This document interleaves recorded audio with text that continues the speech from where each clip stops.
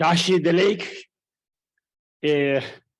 buenas tardes, buena tarde, y namaste, especialmente nuestro amigo, hermano espiritual de Dharma, reverencia Matthew Ricard, y también todos los amigos y amigas en la presencia y también online. Muchos amigos están participando. En nombre de Casa del Tíbet y la editorial de ARPA, quiero dar gracias a todos vuestro interés y especialmente también CCN de Londres ha facilitado todo tipo de online. Y solo agradecer a todos y todas. Hoy es un momento muy importante porque tenemos oportunidad de nuestro, muy querido amigo espiritual, Matthew Ricard. Ya sabes que él, no solo un monje, pero más que monje, él es como erudito, meditador, científico también, y intérprete de Dalai Lama en francés. Y él tiene mucha experiencia en su vida, años y años vivido con grandes maestros, y tiene no solo conocimiento, tiene experiencia. Mucha gente tiene intelectualmente conocer muchas cosas, pero no ha tenido experiencia. Pero Matthew Ricard no es así. Él tiene experiencia y también mucha sabiduría y mucho conocimiento. Y verdad que hemos conocido hace muchos años. Él participó 5º aniversario de Casa Tíbet y también 25 años de Casa Tíbet. También él participó, dio conferencia. Tenido mucha suerte hemos tenido y esperaremos 30 años aniversario, ¿vale? ¿Sí? Y hoy va a presentar como, el de Matthew Ricard, en memoria de un monje budista. Por eso, qué bonito, un libro, ¿verdad? Que no solo queda en aires, pensamiento, pero todo escrito, de la gente que tiene ganas de leer, ya tiene oportunidad de comprar, tener y leer poco a poco. Tiene mucho, más de 700 páginas hay. Para mí casi imposible leer todo esto. Pero sí, gracias a Matthew Ricard, de verdad que tu sabiduría, todo escrito, quedado en libro, y esto va a beneficiar a mucha gente, inspirar, y después poder copiar un poco, pequeño Matthew Ricard, ¿sabes? Eso también.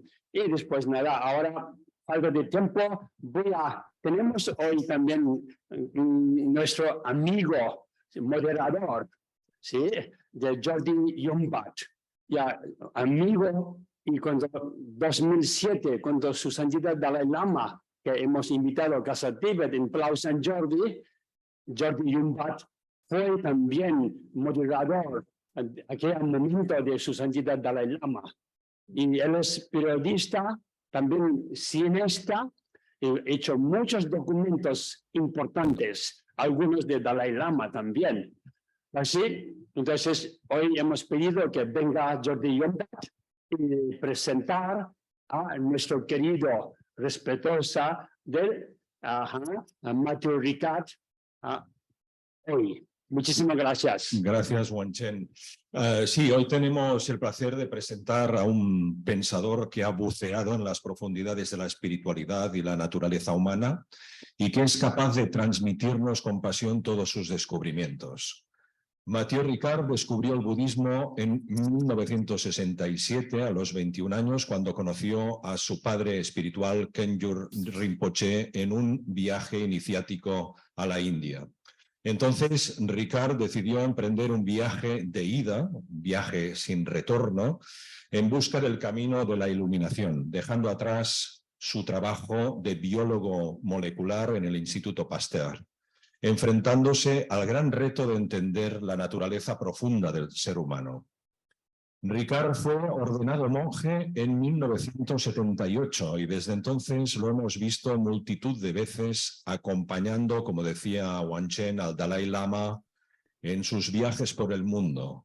Y hemos leído algunos de sus maravillosos libros donde nos da a entender, entre otras cosas, que podemos tomar nuestro propio camino para comprender el mundo y a nosotros mismos. También gozar de una vida con menos sufrimiento, practicar el altruismo y encontrar la felicidad. Su forma de entender el mundo, su positivismo y sus estudios sobre la felicidad han hecho que muchos le reconozcan como el hombre más feliz del mundo.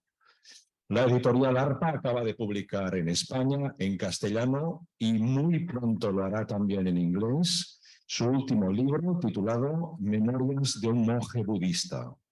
En él encontramos muchas anécdotas personales sobre su vida y sobre la de quienes le han acompañado en su viaje vital. Y también muchísimas reflexiones que nos ayudan a conocer y comprender la filosofía y la espiritualidad budistas. Se trata de un libro muy intenso que uno no puede leer de un tirón, sino que se para continuamente, nos paramos continuamente para releer muchas de las frases que contiene, muchas de ellas cargadas de enorme significado, que te ves obligado a subrayar y repensar una y otra vez. Recomiendo muchísimo su lectura a quienes quieran compartir este viaje, porque es un libro francamente fascinante. Bien, esta tarde tenemos el honor de compartir una muestra de este viaje con su autor, Mathieu Ricard, quien está en línea con nosotros desde su residencia familiar en Francia. También está en línea con nosotros muchísima gente. Tengo que informar que pueden escoger, estando en línea, el idioma inglés o bien el idioma castellano, por lo tanto lo tienen fácil para seguir esta conversación. Bien, Mathieu, nada más. De parte de la Casa del Tíbet de Barcelona y de la editorial ARPA, muchísimas gracias por estar con nosotros y te cedemos la palabra para que nos introduzcas en este nuevo maravilloso libro tuyo. Adelante, cuando quieras. Muchas gracias. Muchas gracias, querido amigo venerable Wanchen.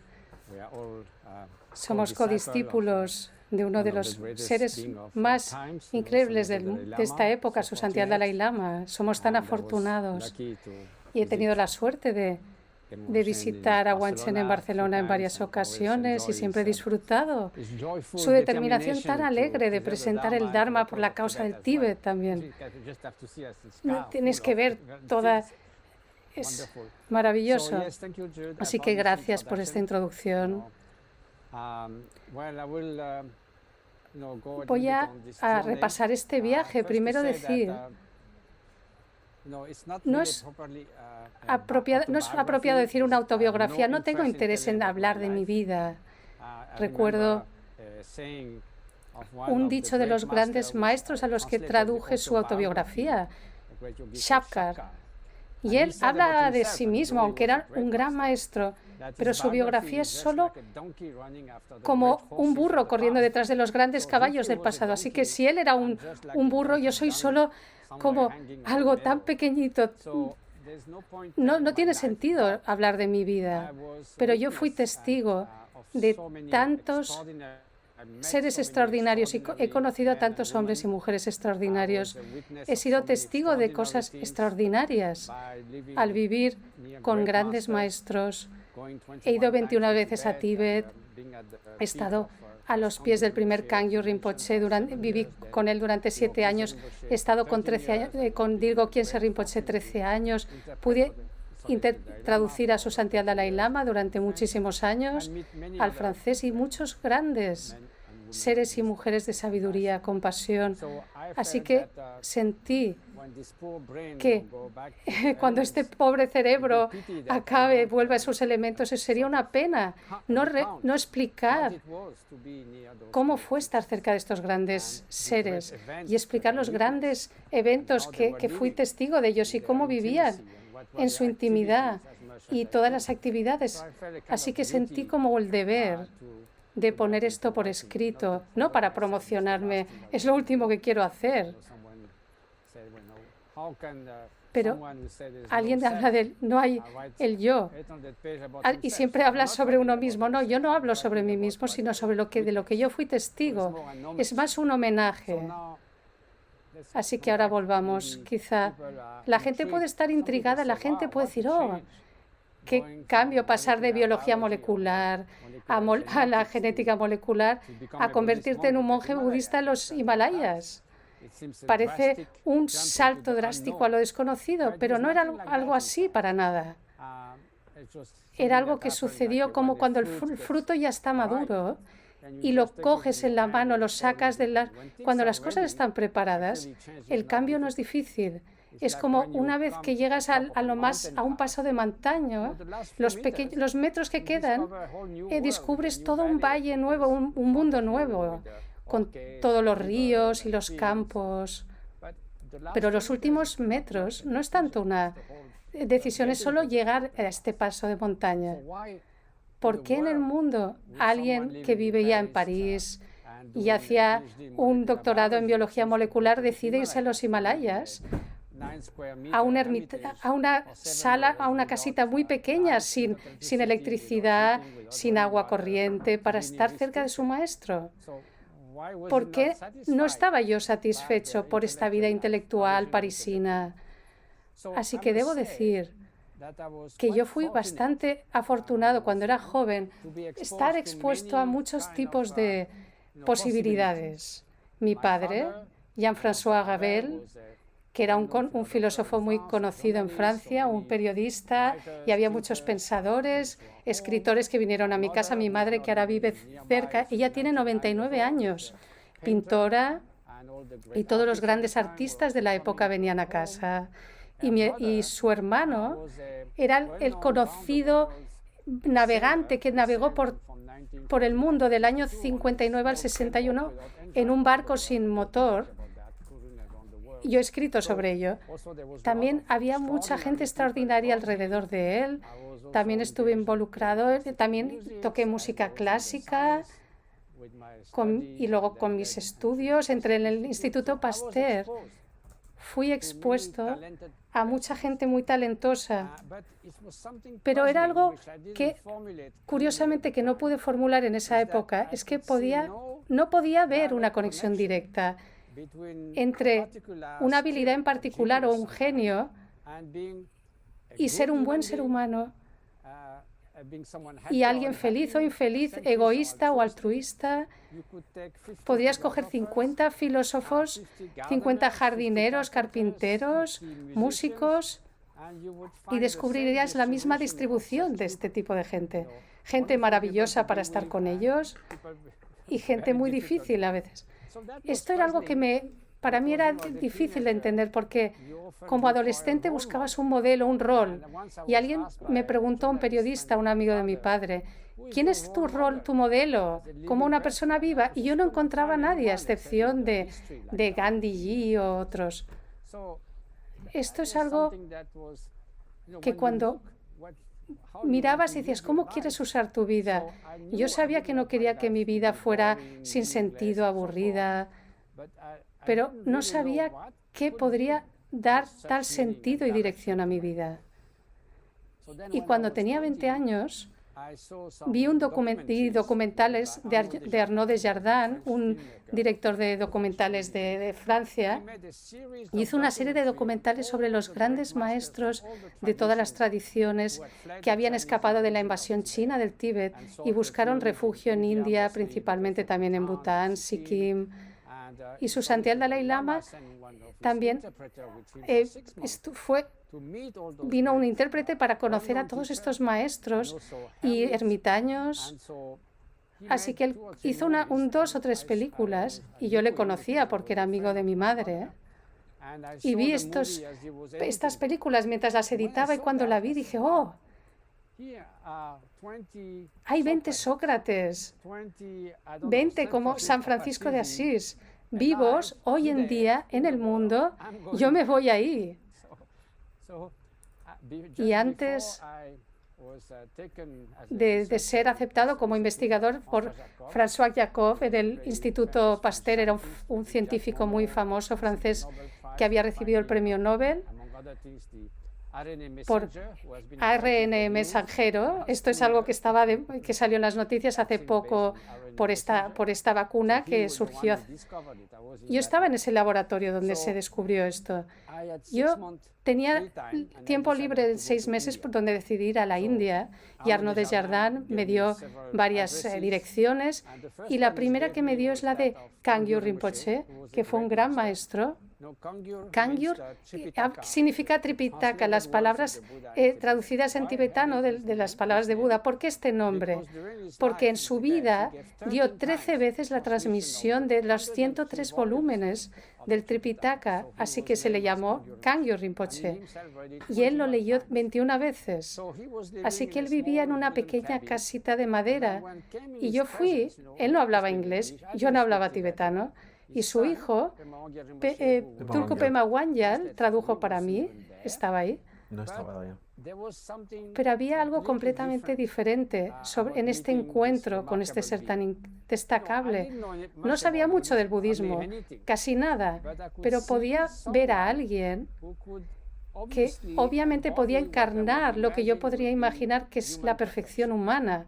Entonces pensé, oh, si yo puedo convertirme solo en un porcentaje de lo que es esta persona, tendrá sentido.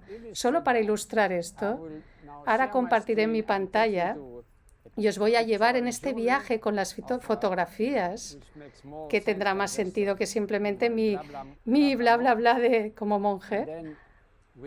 Y podemos hablar luego y hacer preguntas. Así que ahora voy a compartir mi presentación en la pantalla.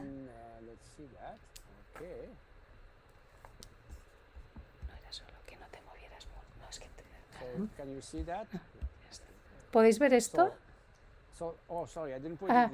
La primera es a la búsqueda de una fuente de inspiración. Este soy yo cuando tenía 21 años. Mi primer viaje a la India. Era un joven buscando algo. Y este es Kangyur Rinpoche. Y al principio del libro empiezo de una forma como dramática que nací en junio de 1967 cuando conocí por primera vez a Kangyur Rinpoche a la edad de 21 años. Es como este tema de nacer de nuevo, nacer en el sentido de verdaderamente ver la dirección que podía tomar mi vida. ¿Sabéis? Una vez que caminas en los Himalayas, haces trekking o haces una larga expedición, el sentido de tener una dirección. Conocí a alguien que fue por todo el mundo.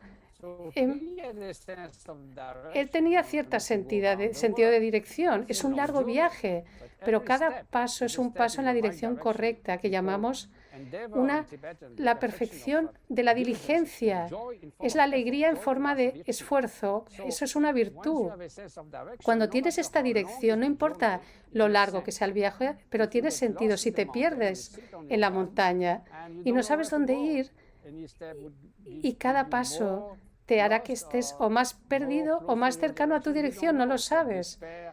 Así que empieza la desesperación o el agotamiento. Pero cuando conocí a Kangyur Rinpoche, sentí que ahora ya tenía dirección, que tenía un ejemplo perfecto, que el viaje era posible, convertirse en un ser humano como él, y de repente todo empezó a tener sentido. Él era a veces como se llama un yogi, había sido un monje de joven, pero escogió tener una consorte espiritual que era igualmente una maestra espiritual extraordinaria para mí, aunque necesariamente no enseñaba formalmente, pero su bondad extraordinaria, su presencia, su serenidad, era definitivamente para mí una de mis principales maestras. Así que me pasé unos 3 meses, 3 semanas en su presencia.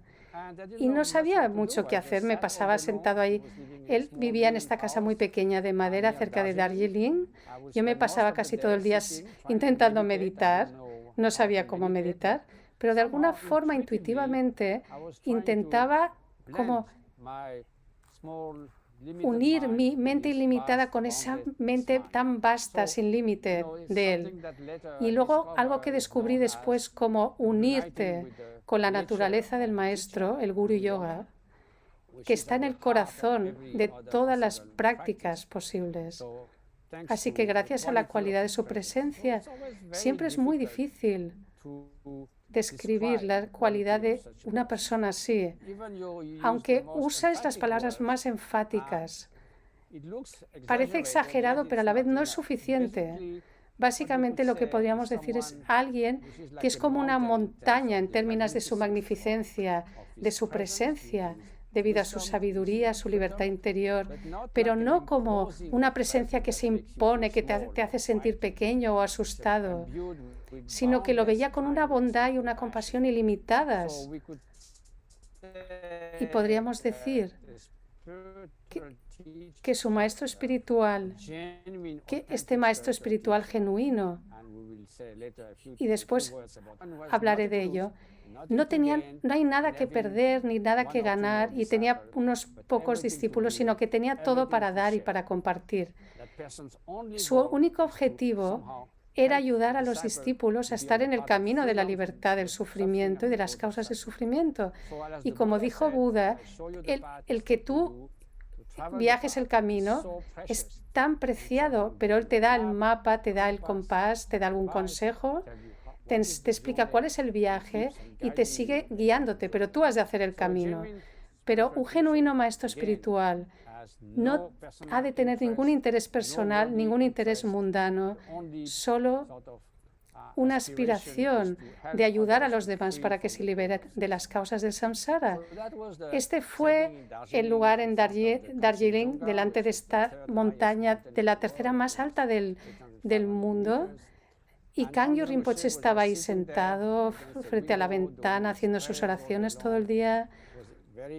Era una casa muy pequeña y había llegado como un refugiado, como la mayoría de tibetanos que vinieron de Tíbet, y tenía muy pocos medios. Pero aquí ves el inmenso tesoro de sabiduría. También conocí a otros grandes maestros como Dudjom Rinpoche, que era en esa época la cabeza de la tradición Nyingma, el jefe de la tradición Nyingma. Y fue una visita primera extraordinaria, y también volví a Francia y durante una serie de años acabé mi doctorado, y al hacerlo solía venir. Ahora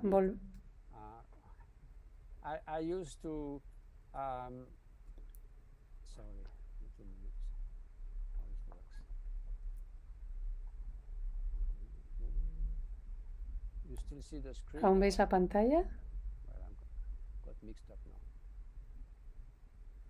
¿Podéis oírme? Sí. Le vemos a él. Sí, ya está. Así que volví al Instituto Pasteur y le pedí a Kangyo Rinpoche, la primera vez que le conocí, en el caso de volver y quedarme más tiempo. Yo había empezado como un proceso, no sabía lo que era un doctorado, y él me dijo, acaba lo que tienes que hacer primero. Y fue un consejo muy sabio, porque si hubiera parado todo a los 21 años y me hubiera quedado ahí, hubiera sido muy prematuro. Mis padres no lo hubieran entendido. No estaba justificado toda la inversión que habían puesto de tiempo, de recursos para darme la educación. Y probablemente no estaba preparado tampoco internamente, pero a lo largo de 7 años fui 7 veces en verano. Yo solía ir a Darjeeling durante un mes y encontraba a Kangyo Rinpoche, recibía enseñanzas, y mientras hacía este doctorado, y tuve la suerte de encontrar algo muy rápidamente en mi investigación, y me permitió hacer este doctorado muy rápido y creo que acabé en unos 5 años. Y la última vez, la François Jacob, que era la persona responsable, quería que hiciera un postdoc en Estados Unidos y le dije, él creo que ya sabía lo que estaba pasando y yo le confirmé que yo iba a hacer mi doctorado en los Himalayas, mi postdoctorado en los Himalayas. Así que al final del año 72, después de conseguir todos los papeles y hacer toda la documentación, les dije, vale, me voy. Con un viaje solo de ida, mi padre estaba un poco sorprendido cuando se lo dije. Me dice, pero ¿cómo vas a ganarte la vida? Y al decir un filósofo, siempre esperaba que su hijo fuera un científico, así que pero él no montó un drama, porque esto está bien porque a mí no me gustan los dramas, pero luego se ve que se fue luego a ver a un amigo y lloró porque se sentía... Pero me fui feliz y no me fui ya desde ahí en 7 años, no me fui de Darjeeling. Estaba en una pequeña ermita, aquí os veréis una foto de donde estaba viviendo.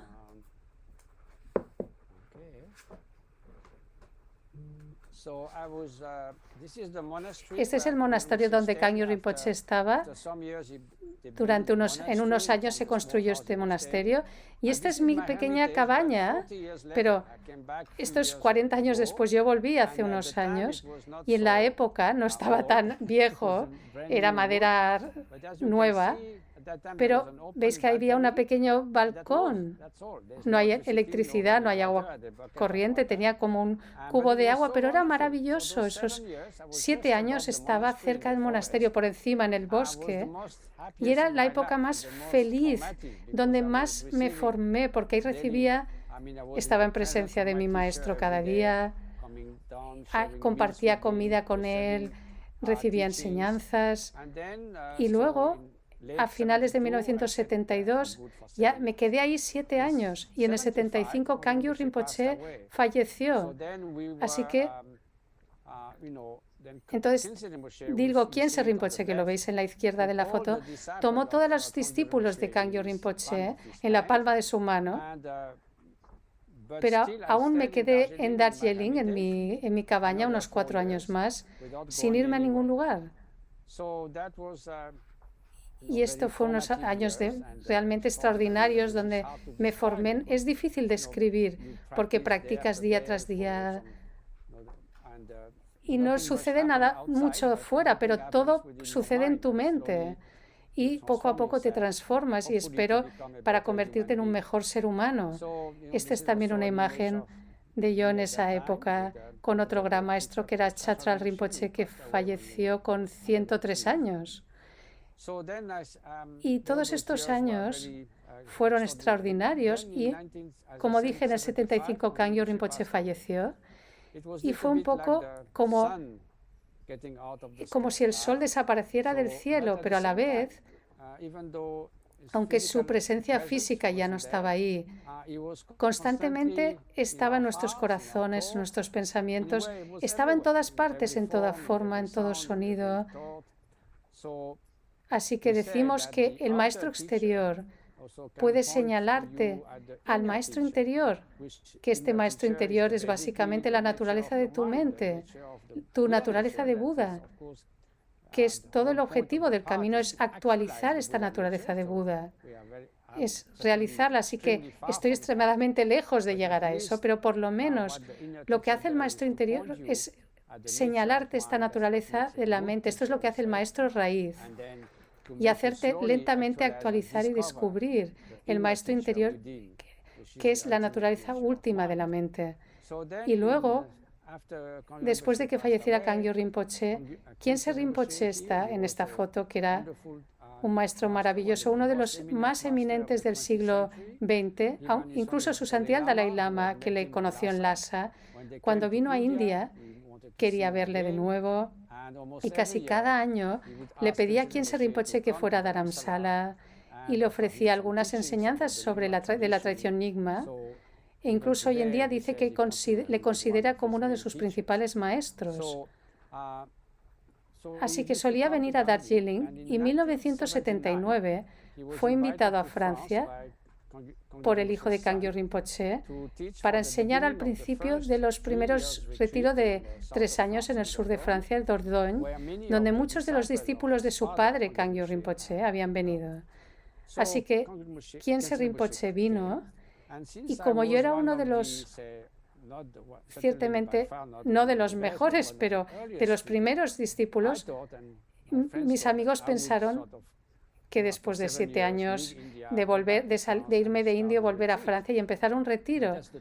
Pero cuando vino Khyentse Rinpoche a Darjeeling, y yo le mencioné cuando venía a Francia, y me dijo, bueno, siempre puedes hacer retiro en el futuro, siempre ya has hecho bastantes años de retiro, ¿por qué no te quedas conmigo mientras yo esté vivo? Así que este fue el regalo más extraordinario que recibí. Así que me fui con él a Francia. Y cuando estaba aquí le dije a mis amigos, estoy aquí, pero me vuelvo a la India con Khyentse Rinpoche. Así que volví y al principios de 1980, Khyentse Rinpoche solía vivir en Bután. Y entonces Bután no estaba abierto a extranjeros.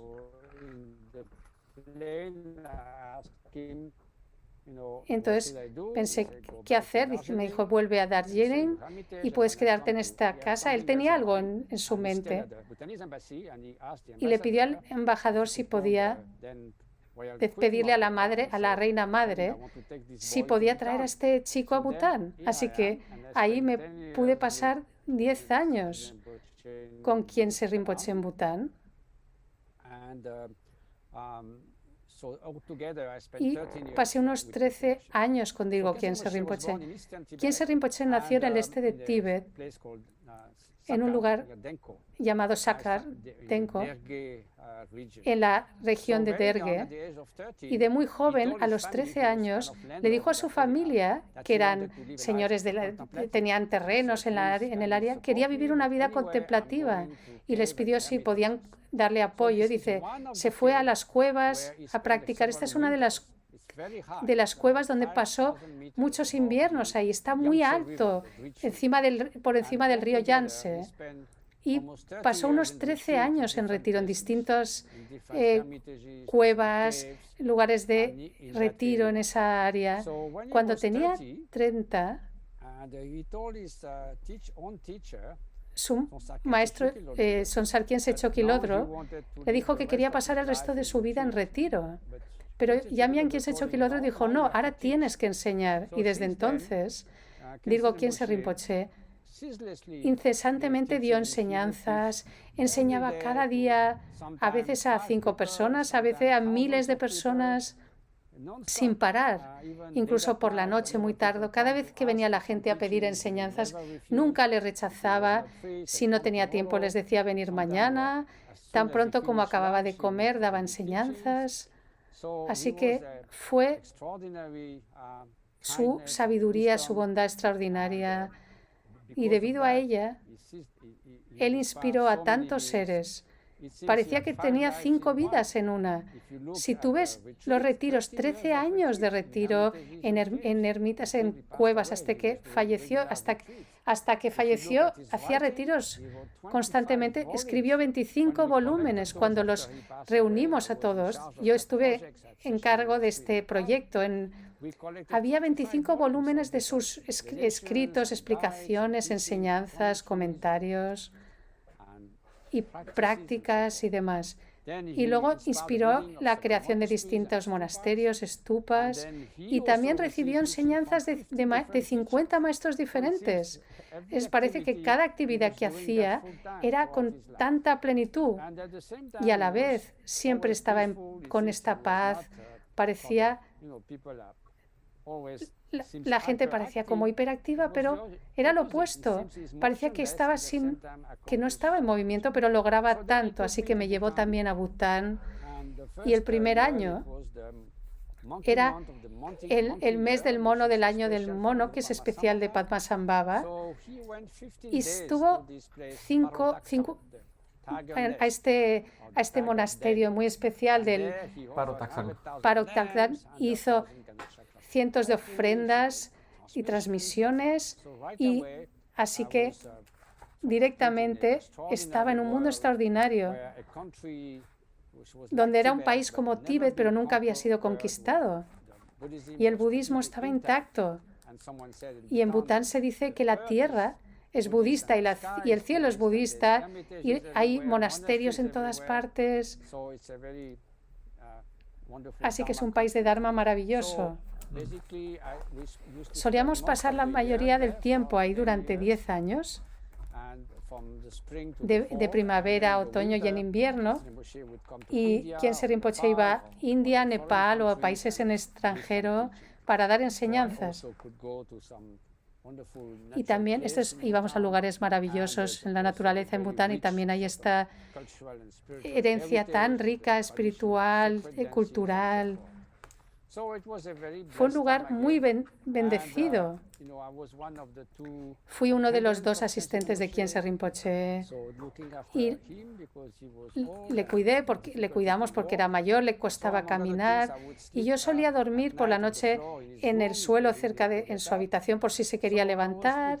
Yo estaba con él todo el tiempo y fue extraordinario por la noche oírle que había una fuerte unión entre el maestro y el estudiante, y yo podía ver, y es lo mismo como con su santidad el Dalai Lama, estos grandes seres son iguales cuando están con reyes o reinas, y con el granjero más humilde o el discípulo siempre preparados para dar enseñanzas, para compartir su sabiduría, para responder preguntas.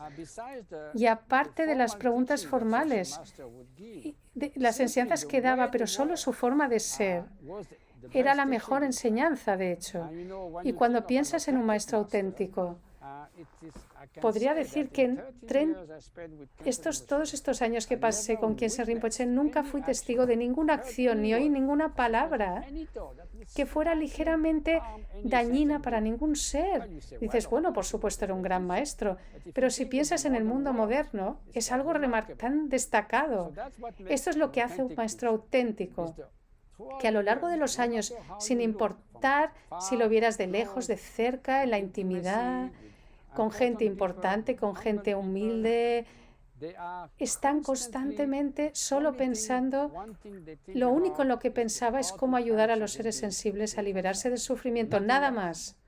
Así que, si alguna vez conoces a alguien y que tiene un interés personal con orgullo, que busca algo para ganar de alguna forma, tener influencia espiritual, o quiere utilizarte a ti materialmente o espiritualmente, este tipo de maestros, por favor, corre, porque solo encontrarás a un maestro cualificado, y entre sus cualidades es una profunda sabiduría.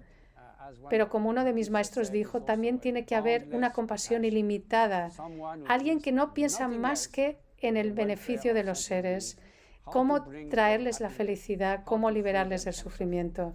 Este es el criterio definitivo. El budismo tiene que ver sobre todo con liberarte del sufrimiento y sus causas. Cualquier cosa que cause sufrimiento, digamos, no es realmente budismo. Estos fueron años maravillosos que pasé con mis maestros. Y de nuevo, era tan respetado en Bután. Aquí está con el rey. Y es difícil ver un lugar donde el rey se sienta más bajo que el maestro espiritual, pero incluso los granjeros más humildes venían por la mañana, muy pronto le preguntaban consejos, enseñanzas, consejos para su vida o su vida espiritual o su vida corriente, y estaba disponible para todo el mundo. Cuando estaba haciéndose ya cada vez más mayor y su salud no era muy buena, intentamos parar un poco que la gente no vinieran tanto, pero él nos echó la bronca porque dijo, hasta que no paréis a nadie que quiera venir a verme y que quiera recibir enseñanzas. Aquí está con la reina madre de Bután, que era una gran benefactora del budismo, y también era un yogi, y de muy joven tomó los votos de monje, pero era un tertón, un revelador, un descubridor de tesoros profetizado por Padmasambhava, Y él quería quedarse como monje, pero estuvo muy, muy enfermo cuando estaba en retiro. Y algunos de sus maestros le dijo, a no ser que cumplas tu destino como revelador de tesoros y tengas una consorte espiritual, no vivirás una larga vida. Y por ese motivo tomó como consorte a Khandro Lamo, que era también una persona extraordinaria, una persona muy bondadosa conmigo durante muchos años. Así que sí, tenía 2 hijas y una de ellas, Chime Wampo, que ella aún vive en Bután. En 1980, en Tíbet, como sabéis, había miles y miles de monasterios, como unos 40.000 monasterios que fueron destruidos en Tíbet. Fue un genocidio cultural.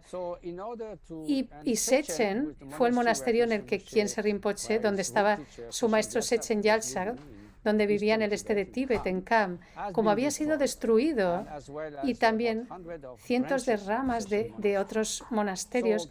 Entonces, Khyentse Rinpoche no tenía interés en crear un monasterio para él, pero pensó que quería crear un monasterio en el exilio, en Nepal, para poder preservar la tradición particular de Sechen, la tradición textual, la tradición artística, musical, los rituales.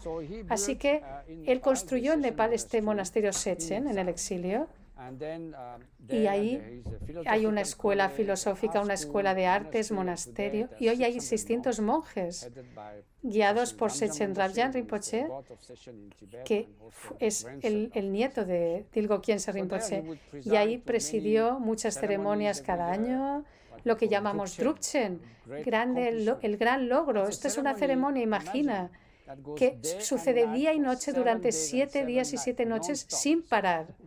Así que realmente es algo increíble participar, es muy especial. Y aquí este es Sechen Rabjan, su nieto, una vez había vuelto a Tíbet, y dice que su principal misión en esta vida es contribuir a preservar la herencia espiritual de su abuelo, Dilgo Khyentse Rinpoche. Dijo, primero le veía como un abuelo muy bondadoso y después como su maestro raíz. Y yo le conocí cuando tenía 8 años y me pasé la mayor parte de mi vida con él, y estoy muy cercano a él. Y luego, en 1985, Khyentse Rinpoche le pidió al rey de Bután si podría volver a Tíbet. Dilgo Khyentse Rinpoche no había vuelto en 30 años que estaba en exilio, y el rey de Bután en esa época tenía muy buena relación con China porque estaban discutiendo temas de fronteras, y que le pidió al gobierno chino que pudiera recibir a Dilgo Khyentse Rinpoche. Dijeron que sí, y hubo una delegación de 12 personas, pero cuando llegamos a China, los chinos estaban bastante sorprendidos de ver que la delegación oficial de Bután había 8 tibetanos, 2 de Bután, un francés, pero nos recibieron muy bien y pudimos ir primero al centro de Tíbet, donde fuimos testigos de la inmensa destrucción que había sucedido en Tíbet.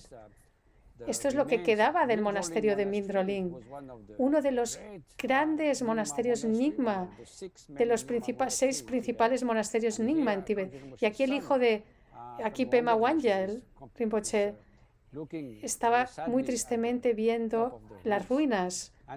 Luego fuimos al este de Tíbet, y esto es algo que no te puedes ni imaginar, la recepción. La gente tenía tal alegría. Era como si el sol saliera de nuevo. No habían visto a uno de estos grandes maestros durante 30 años. Muchos de los monjes, como veis aquí, durante 20 años habían estado en campos de trabajo forzados, no podían llevar hábitos de monje. Aunque hacían oraciones, y si rezaban les golpeaban. Muchos murieron de enfermedad, de hambre. Y para ellos, para alguien como que Dilgo Khyentse Rinpoche volviera, era extraordinario. Así que podéis ver esa alegría. Y durante unos años después, hasta la muerte de Mao Zedong, entonces pudieron volver a llevar los hábitos de monje, pero veis, el monasterio detrás está en ruinas. Así que no había, como no podía caminar mucho, digo, Khyentse Rinpoche iba llevado como por este palanquín. Y el segundo viaje, en 1988, el monasterio ya había sido parcialmente reconstruido por gente de la zona y la gente venía de todos los lugares. Ponían estas carpas, había Khyentse Rinpoche daba enseñanzas ahí y a veces teníamos que cruzar pases de montaña. Iba transportado en este palanquín, este pase especial. Abajo podéis ver que hay pelo negro. Cuando llegáis arriba hay como 5.000 metros de altitud y se dice que de ahí tienes el pelo blanco. Había tanta gente del lugar que le llevaba en este palanquín y caminaban incluso más rápido que nosotros. Y en un punto, cuando llegamos, pasamos este paso de montaña, descubrimos 1.000 hombres a caballo esperando por Dilgo Khyentse Rinpoche, cerca del monasterio Sonsar, que él quería volver. Era el monasterio de su maestro. Y fue una vista increíble ver esto. Primero estábamos ahí sentados. Cuando llegamos empezaron a subir a caballo y fueron en procesión al monasterio. Así que vimos escenas que parecían fuera de este mundo, de esta época. Así que en su conjunto pude volver 21 veces a Tíbet, 3 veces con Dilgo Khyentse Rinpoche y otras solo, otras. También fuimos a hacer proyectos, hemos construido 25 escuelas, puentes, dispensarios médicos.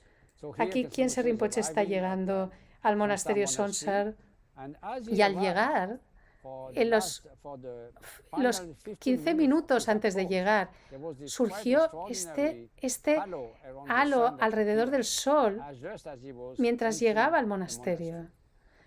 Y aquí dio enseñanzas en todas partes. Fueron 3 meses increíbles, muy intensos. También fuimos a hacer peregrinajes. Aquí hay este lago donde el gran ermitaño Patro Rinpoche había... Yo escribí sobre su vida, el vagabundo iluminado. Él solía hacer retiros ahí. Y fui a visitar algunos de sus lugares.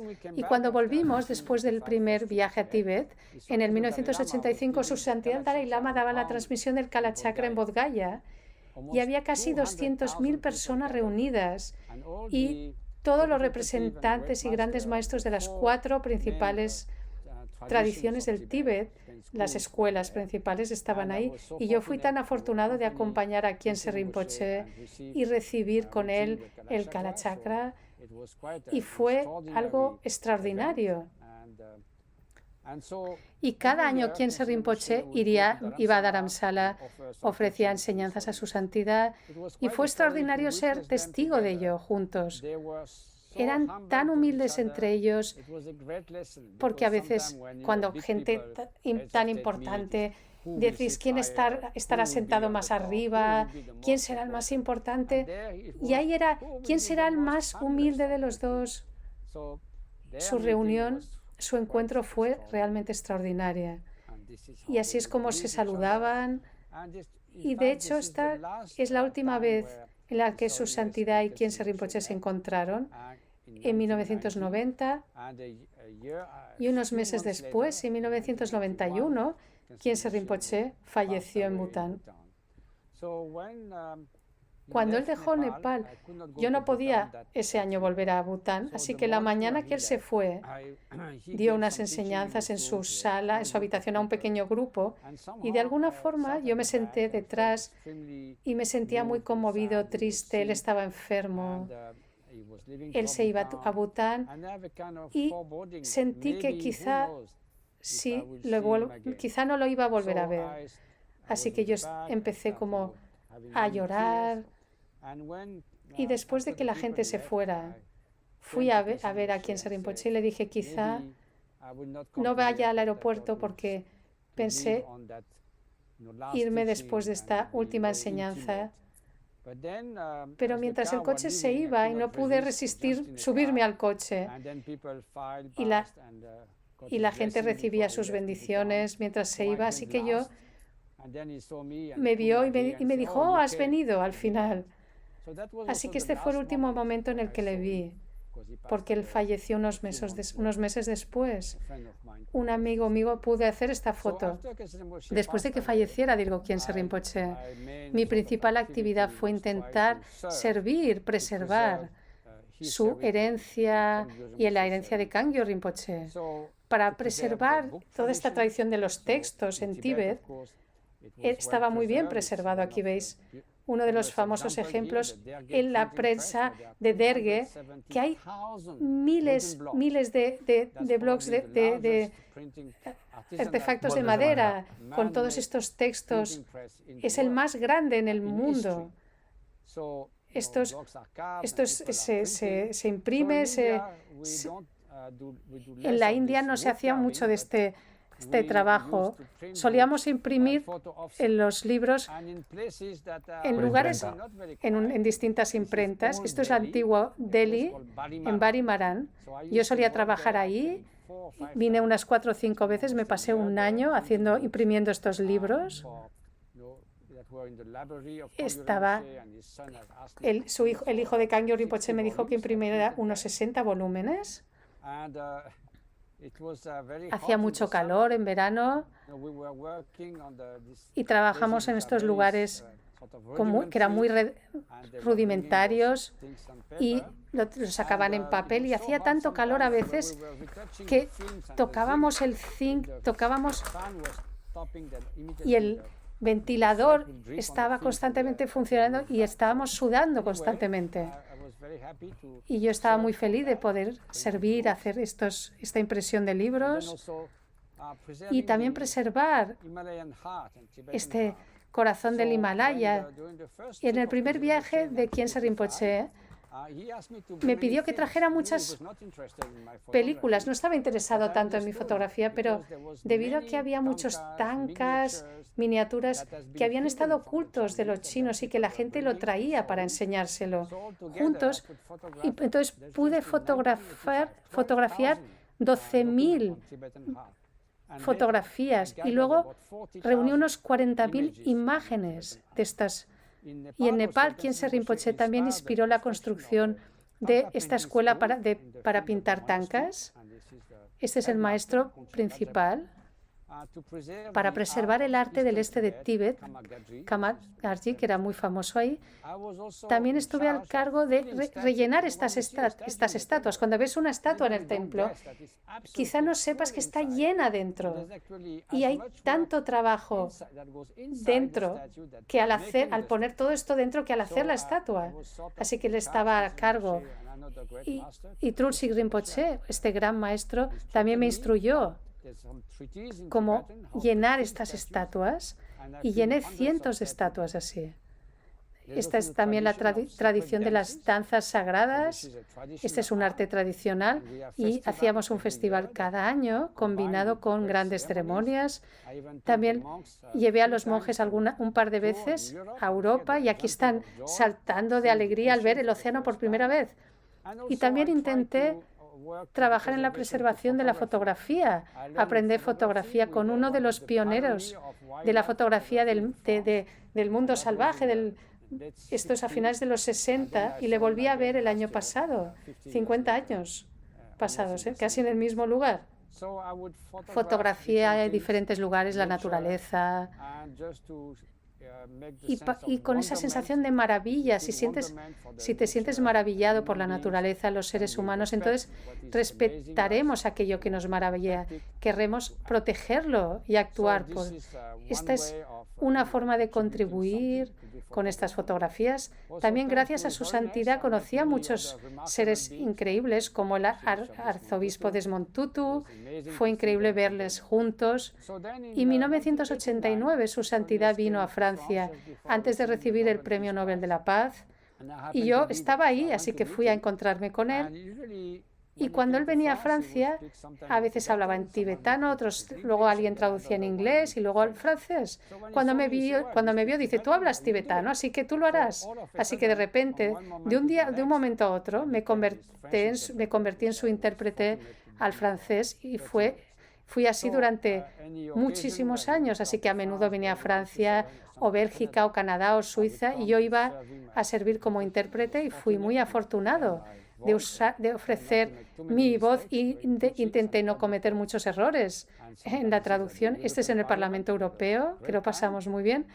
Y luego, en 1996, algo sucedió que cambió mi vida, no sé si para bien o mal. Alguien nos sugirió que yo estableciera un diálogo con mi padre, Jean-François Ravel. Yo estaba en Nepal, el monasterio, tenía teléfono por primera vez y recibí una llamada y me dijeron, ¿quieres tener este diálogo con tu padre? Bueno, mi padre es agnóstico, este filósofo agnóstico, nunca dialogaría con un monje budista, aunque fuera su hijo. Pero me dijeron, pero pregúntale. Le pregunté y después me llamaron y dice, sí, aceptado. Y dije, oh, ahora sí que estoy con problemas. Y recuerdo en el pasado que jugaba al fútbol y dije, bueno, quiero jugar en casa, así que hice que viniera a Nepal. Y durante 10 días intercambiamos sobre filosofía occidental, budista. Y la transcripción de estos diálogos se convirtió en este libro, El monje y el filósofo. Este fue el inicio de una gran oportunidad quizá para empezar mis problemas, no lo sé. De un momento al otro, en 3 semanas el libro fue un gran bestseller en Francia y de pronto la gente empezó a reconocerme en la calle y todo tipo de cosas, me llamaban para ir aquí, allá. Así que es una buena lección de humildad. Porque eres el mismo hombre que antes, no te has vuelto un genio de repente, pero de pronto la gente empieza a saber sobre ti y esto muestra que es tan artificial y tan vinculado a los medios, aunque yo tengo respeto a los medios de comunicación, pero es solo el resultado de que yo empezara a salir en la televisión, en la radio. Intenté utilizar eso para un buen objetivo y decidí que daría desde entonces todos los royalties, todo el 100% que ganara de mis libros a causas humanitarias, solidarias. Y entonces creo que pensé que era el último libro, pero luego conocí a este astrofísico, Tin Quan Tran. Hicimos un libro de diálogos sobre budismo y cosmología, budismo y física cuántica, budismo y la naturaleza de la realidad, y también llamado en francés, se llama El infinito en la palma de tu mano. Y luego tuve otro diálogo con Bob Singer, este gran neurocientífico. En inglés es Más allá del yo, este libro, un diálogo sobre la naturaleza de la consciencia. Y luego con 2 amigos, este filósofo suizo y este psiquiatra francés. Y luego todas estas cosas siguieron una tras otra. Y en 2000 también me dijeron que participara por primera vez en las reuniones entre científicos y su santidad, el Instituto Mind and Life, Mente y Vida. Y durante 20 años he participado en la mayoría de estas reuniones. Y luego, en un punto durante la reunión, su santidad dijo, bueno, todas estas discusiones, todo esto que hablamos está muy bien, pero ¿en qué podemos contribuir de forma útil a la sociedad? Y en la pausa de la comida, en estas reuniones duraban 5 días, hubo como un brainstorming que hay muchos científicos como Richard Davidson, Paul Ekman, Francisco Varela. Dijimos, vamos a proponer, a buscar ideas, hacer este programa de investigación entre meditadores que llevan muchos años practicando y científicos. Y dijeron, necesitamos como conejillos de India. Yo no sé por qué estúpidamente levanté la mano y me pasé cientos de horas en estas máquinas Era una aventura muy interesante para colaborar con la investigación. Invité a otros maestros a que vinieran a Madison Institute, al laboratorio de Richard Davidson y también en Berkeley, Princeton, Europa. Este es Mingyur Rinpoche en este fMRI, en esta máquina de investigación. Hicimos esta neurociencia contemplativa. Y la idea era empezar con meditadores en largo plazo, sí, porque si veíamos cambios en su cerebro, entonces se podía estudiar ahí. Si no había cambios en personas que llevaban miles de horas practicando, no tenía sentido ver solo gente que llevaba semanas de práctica. Pero lo que se encontró es una gran diferencia en esta resonancia magnética. Se vio que los que no meditaban al principio y luego intentar meditar en la compasión en la línea azul y arriba, la línea amarilla, es cuando los empezaban a meditar en la compasión, había una gran activación en el cerebro. Y esta idea estúpida del hombre más feliz del mundo vino de una de estas investigaciones que no tiene nada que ver con la felicidad, sino con la compasión. Yo participé en muchas de estas investigaciones y fue realmente fascinante.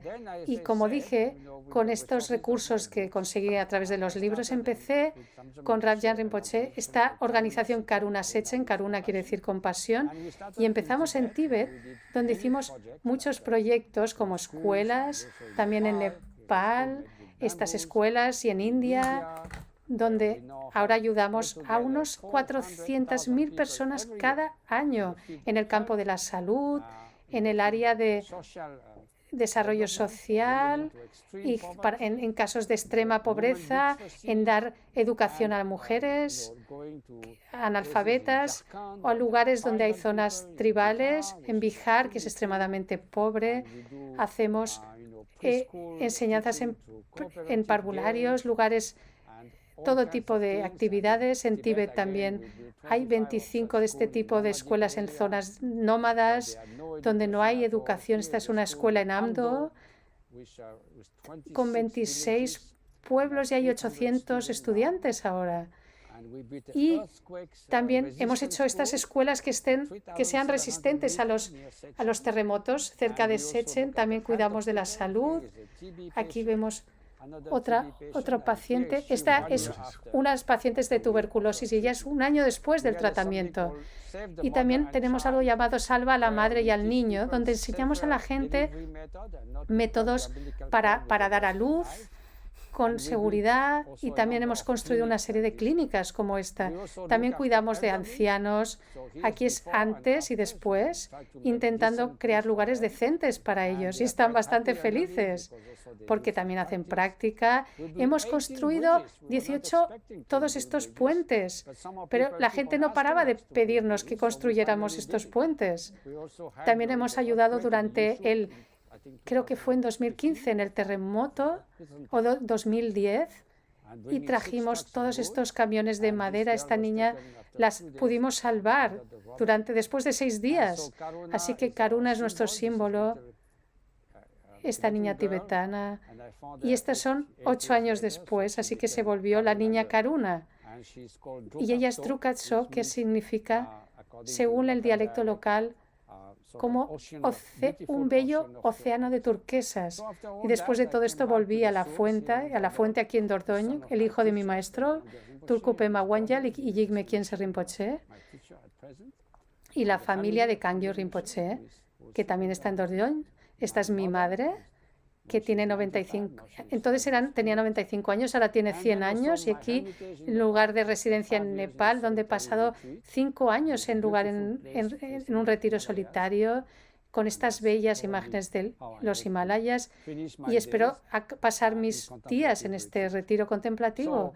Así que esto es mi pequeño viaje, estas imágenes, así que vamos a volver.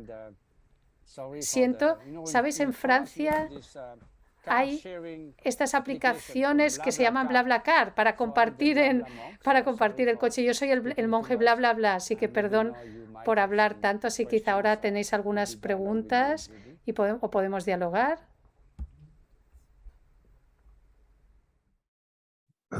Vamos a dar paso a preguntas que puedan haber. De todas formas, me gustaría romper el hielo. Mientras aquí vamos recogiendo algunas preguntas que podáis hacer. Hemos visto a través de las fotografías y la explicación una vida dedicada a conocerte a ti mismo y a conocer a una serie de gente que han aportado una enorme clarividencia y sabiduría, que te han abierto la mente y te han abierto el corazón. Hemos hablado de que el budismo sobre todo tiene sentido cuando, digamos que trabajamos para cesar el sufrimiento, pero los que estamos aquí hoy y mucha gente que nos sigue no tiene a veces la oportunidad de separarse del mundo con sus necesidades y de practicar lo que tú has practicado y lo que has conocido, ¿no? Entonces, y a mí me gustaría preguntarte si la gente que no tenemos esta oportunidad de vivir una experiencia como la tuya, ¿qué podemos hacer o qué se puede hacer para, digamos, para que nuestra vida, para que la vida tenga un sentido, si no como el tuyo, sí, parecido al tuyo, y para encontrar pues un camino que nos lleve a una mayor sabiduría, a una mayor felicidad, a una mejor estabilidad? No sé, yo creo que más que una pregunta es un comentario. ¿Sabéis? No soy un maestro. No soy alguien que puedo darte tal consejo, pero sin embargo, de nuevo, yo aún me considero como un principiante, realmente. No intento pretender ser humilde. Pero el punto es que cada paso, cuando sientes que estás en la dirección correcta, cada paso es una alegría. Lo principal es encontrar un sentido de dirección. O porque si no estás perdido, te sientes agotado, desesperado, ¿por qué deberías seguir? Una de las preguntas más complicadas. Cuando estaba escribiendo libros sobre la felicidad, yo estaba en Hong Kong. Y había un pequeño encuentro, una reunión, y al final un joven de unos 25 años se levantó al final de la sala y dijo: por favor, darme un motivo por el que debería estar vivo. ¡Qué pregunta más dramática! Y a la vez, en Hong Kong encontré otra persona que me dijo: hace 20 años yo quería ser millonario y 20 años después tengo 5 millones de dólares y he malgastado 20 años de mi vida. De alguna forma, para responder a la primera pregunta, ¿por qué seguir vivo? Porque todos tenemos un potencial de florecer. Todos tenemos la capacidad de identificar las causas del sufrimiento y paso a paso, metro a metro, día a día, intentar ser un mejor ser humano. Así que todo el objetivo del camino budista es transformarte para ser mejor, para ayudar a los demás. Es un viaje. No es que no consigues nada hasta el final, que estás en la oscuridad y de repente ¡bum! Está ahí la iluminación y todo es claro. Cada paso del camino es significativa, te recompensa a lo largo del camino, y lo principal es de alguna forma estar en el camino. Y por eso las enseñanzas budistas están ahí y hay maravillosos maestros en Occidente. Y si dedicamos un mínimo de tiempo cada día regularmente, el objetivo es la regularidad, el punto es la regularidad. No es que cada 2 meses de repente te pones a meditar 8 horas o 10 horas de enseñanzas. Es como cuando pones agua en una planta. Necesitas un poco de agua cada día. Si pones un gran cazo de agua, de repente la planta se morirá. O práctica regular, aunque sean 10 minutos, 20 minutos, media hora, lo que puedas hacer. Establece algo, pone algo en movimiento, como un molino de agua, y luego el agua se vuelve como una corriente. Y no es como que de repente ves fuegos artificiales y tienes experiencias, sino que lentamente el verdadero progreso es ver un verdadero cambio a lo largo de meses y años. Y no es como experiencias meditativas que vienen y se van como la niebla. Para empezar en el camino posiblemente es encontrar un maestro auténtico. Hay enseñanzas, muchas que se han traducido, así que buscar algo auténtico y haz lo mejor posible y tener práctica regular. Y esto sería algo realmente que te recompense. Y hay miles de practicantes que hacen esto en Occidente y lo encuentran significativo. Hay muchísimas preguntas ahora mismo. La verdad es que debo pedir disculpas a la gente porque no vamos a poder atenderlas todas. Hay una pregunta, Luis se llama, que pregunta: ¿cómo se relaciona la naturaleza de la mente, que es vacuidad y es insustancial, dice él, con el cerebro humano? ¿Cómo se relaciona la naturaleza de la mente que es vacuidad y es insustancia con el cerebro.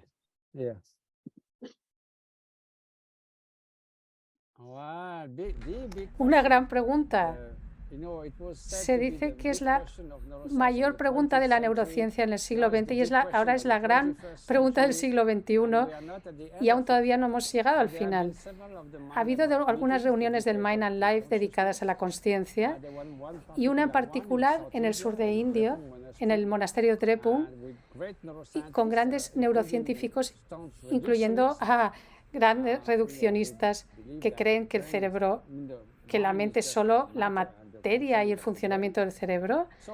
Así que, para dejar las cosas claras, la mayoría de neurocientíficos dirían que la consciencia es la búsqueda última de la neurociencia, porque hay dos cosas, dos formas de enfocar esto. Las preguntas más duras o suaves, la dura no, la suave es decir, bueno, si sabemos todo lo que sucede en el cerebro, bajo estos 300 billones de neuronas, quizá no es imposible, que llevará tiempo, pero hay un camino para ello. Entonces, cuando conozcamos esto, sabremos qué es la consciencia. El problema duro es que no sabréis nada de hecho, porque aunque describas cuando veas rojo, o cuando sientes ira, o cuando sientes amor, si describes todo lo que sucede en el cerebro, hasta la última neurona, no tendrás ni idea qué es ver rojo, ni sentir odio, ni sentir amor. Es solo una descripción en tercera persona. Así que no sabrás nada en la primera persona. El problema duro es que no importa lo que hagas, estudiar el cerebro, pensar en la consciencia ya está ahí. No puedes separarte de ella. No se puede separarte de la consciencia para estudiarlo. Esta escuela de filosofía dice lo mismo que el budismo. Igual que la materia es un hecho principal, puedes ir hasta el nivel de la partícula, quarks, al vacío cuántico, pero ¿por qué hay algo en vez de nada? Porque la vida necesita hacer estas preguntas, a no ser que traigas a Dios. Dice, ¿dónde está? En tibetano dice Choni, es la naturaleza de las cosas, los fenómenos están ahí, aunque tengan una naturaleza vacua, pero están ahí.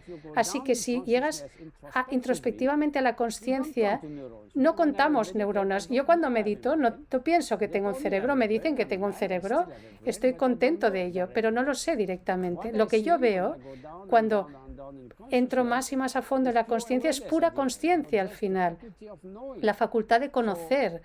Así que tanto el budismo como los fenomenologistas dicen que es un hecho, es que ¿por qué está ahí o no? Así es porque son las cosas. Y un momento de consciencia solo puede ser catalizado por otro momento de consciencia. Es una larga discusión. Solo es un continuo. No puede venir de la nada. Tampoco se puede ir a la nada tampoco. Hay muchos discusión pendiente, pero el aspecto más burdo, hay una correlación muy cercana con todo tipo de pensamientos, emociones, razonamiento. Pase lo que pase en tu consciencia también, hay un arrastro físico en el cerebro. Esto no quiere decir que es uno y lo mismo, pero hay una fuerte interdependencia entre ambos. Esto es básicamente en esencia, pero en el libro Más allá del yo, creo que no sé si está en español, en el francés es Cerebro y Meditación con Bob Singer, hay todo un capítulo para donde hablamos esta noción de la consciencia.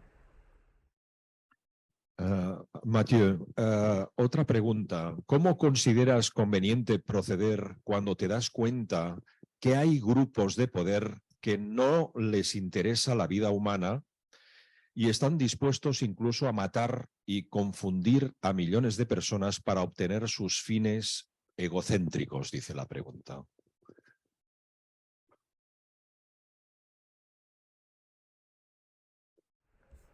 Bueno, esto se le llama samsara. Toda la enseñanza budista es sobre definirlo, encontrar sus causas, encontrar el remedio para ello. Así que, como veremos, el efecto de ello es una extrema atracción, avaricia y una extrema repulsión o odio. Así que los dos venenos principales, pero Esto está enraizado en la ignorancia. La ignorancia no es solo no conocer, no sé, la Wikipedia de memoria. La ignorancia es una distorsión de la realidad. Es pensar que lo que es impermanente es permanente, que lo que es interdependiente está hecho de entidades autónomas, y pensar que al nutrir la avaricia o el anhelo estarás feliz y creerás que vas a disfrutar todo ello. Así que la distorsión de la realidad siempre trae el sufrimiento. Así que mientras haya un fuerte aferramiento a la realidad, muy fuerte pasión, atracción y repulsa, aferramiento, odio, habrá sufrimiento. Y momentáneamente podrías remediar ciertos temas. Por supuesto, tenemos que aliviar la pobreza en mitad de... Tenemos que trabajar por la justicia social, hay que combatir la opresión, hay que trabajar por la democracia, por la libertad y demás. Pero al final, si no tienes cierta sabiduría, las buenas intenciones y la compasión estarán ciegas. Hay que combinar la benevolencia y sabiduría. Son las dos alas de un pájaro. Y con todo ello estoy convencido, y por eso me he dedicado 5 años trabajando en el libro sobre altruismo. El egoísmo no funcionará para responder a los retos del siglo XXI. Hay una escala. El reto inmediato es la pobreza. Las madres en África que tienen que alimentar a sus hijos, esta es la prioridad. Luego hay al medio término, florecer en la vida. Esto es una preocupación genuina, tener una vida feliz, porque hemos de sufrir todo el tiempo. Y luego un tercer aspecto, que es la cuestión del entorno para las futuras generaciones. No estaba ahí hace 100 años, porque no estábamos impactando sobre la Tierra tanto. Ahora estamos condicionando el destino de las generaciones futuras de una forma inmensa. ¿Y cómo reconciliar estos 3 puntos? Porque el egoísmo no lo conseguirá, porque solo buscas tu interés personal. Lo único que puede unir todo esto a los políticos, trabajadores sociales, inversores, científicos del medio ambiente, en todo el mundo, para traer un mundo mejor, es el concepto de tener más consideración hacia los demás. Es lo único que es pragmático y puede ser el hilo conductor para más consideración hacia los demás, es decir, una economía al servicio de los demás, en vez de que la sociedad esté al servicio de la economía, más justicia social, a medio plazo, aportar las condiciones para que la gente florezca en la vida, y a largo plazo es genuinamente cambiar nuestra forma de comportarnos para preservar el destino de generaciones futuras y no decir, oh, lo sabíais y no hicisteis nada, como el futuro de millones de especies que están en vías de extinción. También escribí este libro por los animales, porque tienen el derecho de estar ahí. Y estoy profundamente convencido, y también basado en las enseñanzas de su santidad, en la compasión, que esa es la respuesta para los tiempos modernos. Tener más consideración hacia los demás es la única manera para conseguir resolver los retos del siglo XXI. Hay varias preguntas en inglés. Voy a escoger un par de ellas por respeto a toda la gente que nos escribe en inglés, viendo esta conferencia, esta charla desde diversos puntos del mundo. Hay una que nos pregunta, señor Mathieu Ricard, ¿qué significa la devoción? Es decir, ¿y cómo podemos distinguir lo que es una devoción sincera de lo que es una infatuation, o sea, algo falso para la devoción? La devoción a menudo no está muy bien comprendido, este concepto. Su santidad Dalai Lama a menudo dice, no tiene nada que ver con la fe ciega. La devoción debe ser basada en unas razones válidas. No has de tener devoción hacia un impostor o charlatán, y hay muchos, bastantes.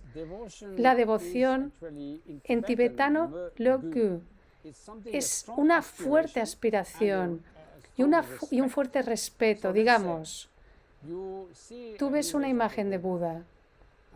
Oh, y entonces dices, es tan bella, tan pacífico, tan sereno, y empiezas a conocer un poco sobre las enseñanzas de Buda, los sutras, las enseñanzas sobre las 4 nobles verdades, las 2 verdades, y entonces tienes un anhelo. Oh, esto es tan inspirador. Y luego este anhelo se convierte en cómo, de alguna forma, puedo trabajar hacia ese camino, cómo puedo comprender y practicarlo. Y ahí hay una aspiración para hacer ello. Y al seguir adelante estudiando, reflexionando, meditando las enseñanzas de Buda y también a través de representantes auténticos, sostenedores de las enseñanzas de Buda, eso es el maestro, es el que tiene la transmisión, el linaje, es aquel que tiene el conocimiento y la sabiduría y la realización interior. Entonces, te vuelves íntimamente, tienes esta fuerte convicción íntima, es esta confianza muy profunda, y entonces se vuelve algo irreversible, y entonces la gente dice, oh, el budismo es una chorrada, pero dices, no, yo no voy a cambiar mi mente porque está tan profundo en mí. Así que estos aspectos combinados, diríamos que entonces tienes una inmensa aspiración hacia el Buda, hacia un maestro espiritual auténtico y un inmenso respeto, porque él es la persona hoy que puede mostrarte el camino desde la confusión, del engaño a la sabiduría, del sufrimiento a estar libre del sufrimiento. ¿Por qué no respetarías a alguien así? Así que la devoción es una fuerte aspiración hacia, de alguna forma, seguir los pasos de los grandes maestros. Es un aspecto de admiración, de respeto, porque el respeto es natural para alguien que tiene tanto sabiduría y compasión. Así que hay una sensación muy fuerte que también que te nutre en tu práctica. Sabes, si eres muy escéptico y tienes dudas y eres cínico y nunca crees en nada y siempre estás como anhelando, entonces es algo muy seco y no pasará nada entonces. Entonces creo que la devoción es una forma muy fuerte de progresar, de nutrir tu práctica, de unir tu pequeña mente limitada con una mente vasta de sabiduría, una mente compasiva del Buda o del Maestro, así que se considera como algo crucial si es apropiadamente comprendida. Nunca debe ser una devoción ciega y ciertamente no una devoción hacia aquellos que no se la merecen esta devoción, que no son maestros auténticos, que han de tener las cualidades de ser un maestro auténtico. Antes, cuando has hecho la presentación, has hablado, te has referido a que los maestros que tú habías tenido, concretamente uno de ellos, no le habías oído nunca proferir una palabra dañina para otros. Me gustaría preguntarte, ¿cómo ves tú el mundo hoy en día cuando la palabra es tan dañina y se difunde por todas partes, por las redes, por las televisiones, y estamos viviendo un momento de muchísima tensión, mucha agresividad verbal? ¿Esto qué sensación te produce? ¿Te produce un enorme desazón el ver de que, digamos, lo que tú desearías para la humanidad, que es mucho más entendimiento, mucho más amor, mucho más conocimiento, acercarnos a la gente, etcétera, parece que vamos en sentido completamente contrario? No sé, ¿tú qué opinas de esto? Obviamente hay fuerzas contrarias. Cuando escribí el libro sobre el altruismo, pensé, bueno, es suficientemente bueno que el verdadero altruismo existe. No las enseñanzas budistas solo, sino la psicología moderna ha mostrado que sí, que el altruismo auténtico existe y podemos cultivarlo a través del entrenamiento de la mente. Pero luego pensé, bueno, la gente dice que es tan ingenuo, mira los genocidios, el abuso. Cuando vas a los medios de comunicación o redes sociales, que pareces redes sociales que emiten tantas fake news, conspiraciones, teorías de conspiración, toda esta basura. Hay fuerzas contrarias, así que hay que trabajar porque hay ¿de dónde viene la violencia, el desvalorizar a la gente, tanta gente que comete genocidios? Y cómo tratamos a los animales como objetos, como un cerdo se vuelve como una máquina de hacer salchichas, no un ser vivo. Hay muchos procesos contrarios en estas. ¿Y cuáles son los remedios? Esta educación despierta, desarrollar esta armonía sostenible en la economía, una economía que fuera más al servicio de la gente, así que hay posibilidades. Bueno, ¿quién va a ganar? Esta es la gran pregunta. Es como en algunos lugares en el Norteamérica hay psicólogos que hablan de la epidemia narcisista en los últimos 13 años. Hay un desarrollo muy fuerte de las tendencias narcisistas que llega un poco a Europa cuando la gente analiza el lenguaje en los medios de comunicación, una sociedad hiperindividualista y a la vez sabemos que si no cooperamos estamos acabados, especialmente con el entorno y la salud del mundial. Hay esta lucha, pero posiblemente, y hay que alentar, el aspecto alentador. Hay ciertas cosas que nos alientan. Primero, si miras a los niños muy pequeños, algunos, la gente veía que al principio la gente pensaba que los niños eran egoístas, pero todos los estudios en psicología experimental dicen que hasta los 5 años hay una cooperación incondicional, inmediatamente ayudan a los demás. Si un niño tira algo, el otro irá a cogerlo y a ayudar. Aunque podemos convertirnos en psicópatas, en asesinos, pero básicamente como animales sociales. En la psicología experimental se ha visto que tenemos unas muy fuertes tendencias a preferir el altruismo, la cooperación. Ambas tendencias están ahí, pero ¿cuál es más fuerte? Tenemos que nutrir esto. Y también si pensamos en lo que necesitamos para estar frente a estos retos, más cooperación es lo que más se necesita. Y quizá la evolución puede seleccionar esto.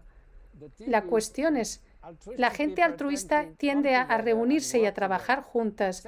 La gente egoísta estará siempre uno contra otro. Así que hay todo un grupo de gente individualista pegándose entre ellos. Y si tienes un grupo de altruistas muy bien organizados, tendremos una ventaja de grupo en la selección natural frente a gente muy egoísta que nunca se lleva bien. Así que uno a uno, una persona egoísta siempre eliminará al altruista porque no tienen. Pero si coges un grupo de gente que coopera, tendrá la ventaja frente a esta gente individualista. Esta es la teoría de la evolución. Y hay motivos para la esperanza. Pero a la vez, los retos son muy difíciles. Por ejemplo, el reto del medio ambiente. También podemos ver ahora en estos gobiernos autócratas, por ejemplo, en Ucrania, donde hay totales psicópatas frente a la guerra de Ucrania, por ejemplo. ¿Qué lado va a ganar? Por supuesto, todos esperamos que la cooperación y el altruismo prevalecerá, pero hay algo en el ser humano.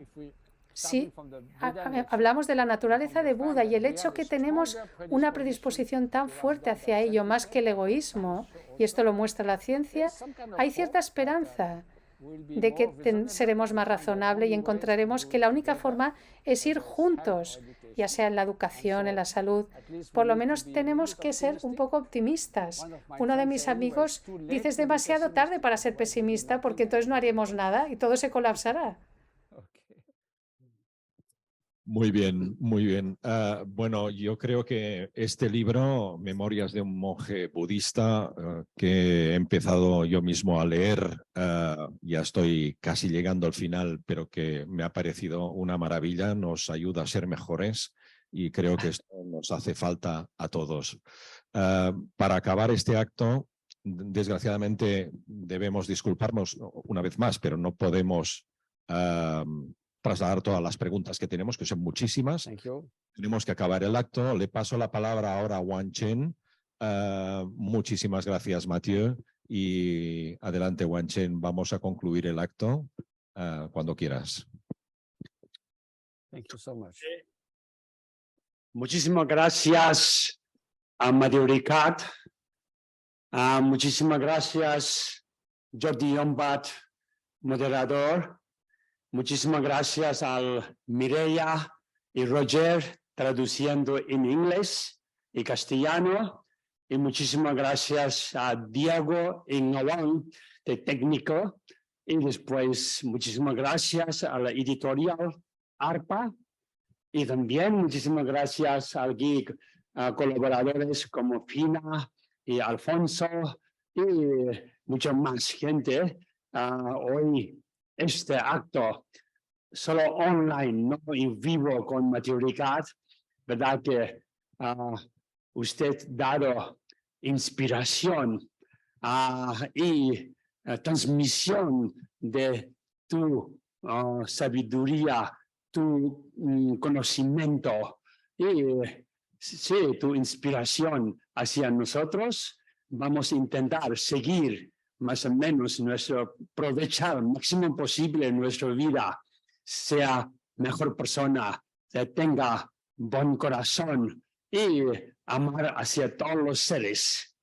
Y al final, deseo que sí, el mundo sea mejor y tenga larga vida con salud a su santidad Dalai Lama y su santidad Sakya Trizin, su santidad Karmapa, su santidad Papa Francisco y grandes maestros en este momento que está transmitiendo muchos valores, mucha inspiración espiritual, mensaje, no violencia, la paz. Y también, al final, también mando mucho deseo a tu mamá, ¿verdad? Que sí, gracias a mamá, dado a ti en esta vida. Y mamá tenga larga vida con salud. Ok, y nos veremos otra vez muy pronto. Y todos cuidaros con mucho ánimo y cuidar vuestra salud. Y seguimos adelante, ser útil nuestra vida, sea fructífero, éxito y final, morir dignamente, en paz. Muchísimas gracias. Muchas gracias, Lama Wan Chen, y a todos. Quiero dedicar también la larga vida por su santidad el Dalai Lama y todos los grandes maestros. Gracias por hacerlo. Así que decimos que incluso si ayuda a un ser sensible, vale la pena hacerlo. Así que esperamos que hemos logrado esto. Y muchas gracias por hacer este evento. Y es maravilloso verte. Y espero a Yud y a todos. Estoy muy feliz de este libro. Está en español ahora. Y de nuevo, es como un homenaje a mis maestros y espero que sea útil para algunas personas. Así que muchas gracias, cuidaros y me vuelvo al bosque y a encontrarme con los animales y a ver a mi madre. Y gracias a todos. Adiós. Gracias a los traductores. Adiós.